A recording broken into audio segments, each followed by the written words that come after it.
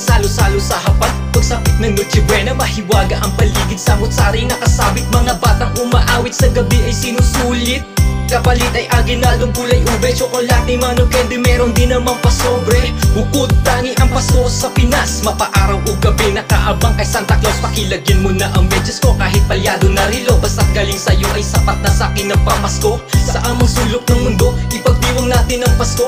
Ibahagi mo ang kwento mo ng inspirasyon. Ito ang selebrasyon na iibang preparasyon para sa pagsalubong ng bagong taon. Diwa ng Pasko, nagkakaisa ang buong mundo. Kapayapaan at pagmamahal ang naghahari sa bawat tao. Iba pa rin ang diwa ng Pasko, nagbibigayan ng mga regalo, pagpapatawad at pasasalamat ang nag-aalab sa bawat puso ngayong Pasko.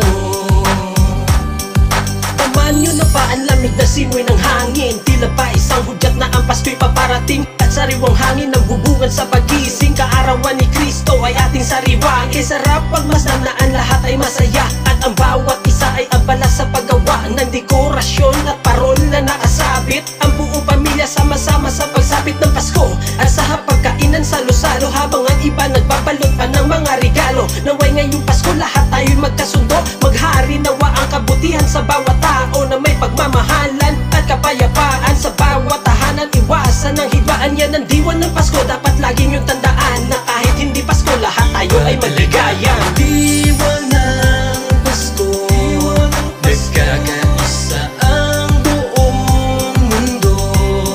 Kapayapaan at pagmamahal ang naghahari sa bawat tao.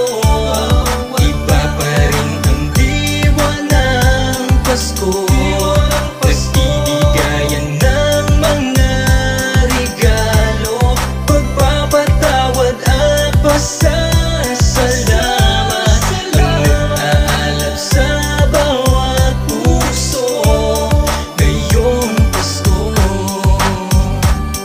Ang bilis ng panahon at bermans na naman, para bang pagkagising mo ay Pasko na agad. Walang ibang asam-asam at ibang hinangad, masayang buong pamilya, yun ang tunay at sapat. Ikaw man ay mayaman o ikaw man ay mahirap, pagdating ng Disyembre iisa lang ang liwanag. Galak sa mga puso at wala mo ng bagabag, ang lahat ay nagdiriwang sa nag-iisang sinilang. Kaya sa tuwing sabit sa atin ng Kapaskuhan, hindi mawawala sa atin ng magtulungan. Kasama yan sa diwa at paksang kinagisnaan, ang lahat ay magbigayan at lahat ay magmahalan. Pairalin ng Disyembre na ating kinamulatan, pero ito lang naman ang ating dapat tandaan. Ang Pasko ay simbolo sa kanyang kapanganakan, ng mailigtas ang tao sa lahat ng kasalanan. Diwa ng Pasko, nagkakaisa ang buong mundo.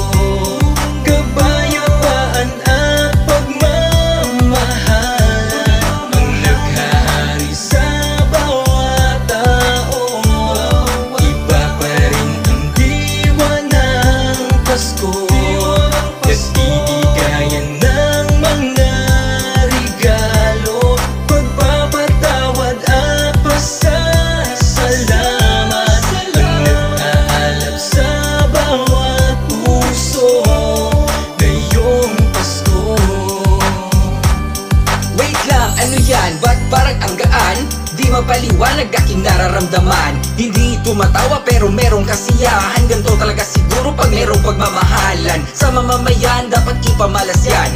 Huwag mag-away-away kasi malas yan. Ang magkagalit dapat magbati na, maging mabait, yun ang utos ni Ama. Sa kalsada mga bata masaya, nagkakantahan para magkapera. Ganyan-ganyan ako nung maliit pa, sana di na magulo nang maranasan din nila. Ang tunay na regalo ay hindi sa material, ipamigay sa kapwa tunay na pagmamahal.